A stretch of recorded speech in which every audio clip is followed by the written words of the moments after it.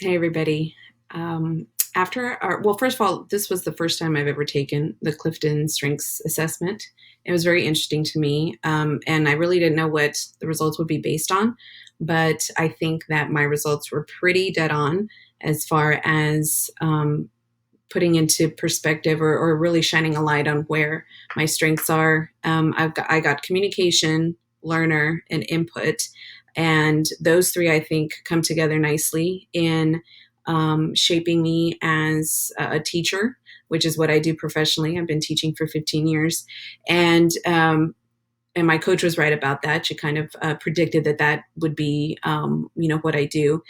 But it really describes me as just kind of in life. I am a lifelong learner. I just love learning. Anything that piques my interest, I might end up researching it for a couple of hours just to really feel like I've got a good understanding of it and just kind of satiated that urge to know.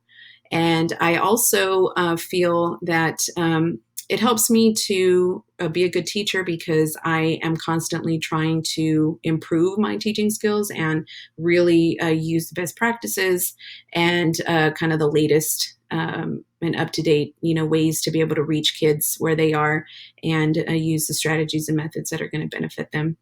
I also got individualization, which is really tuning in to people and trying to read them and really see what makes them tick, what's unique about each individual person, and really being able to see them at where they are and for what they need, even their emotional, where they at emotionally. I do feel like that was um, a strength that I developed early on in life. I'm talking like childhood. That's a whole other story on how that came to be.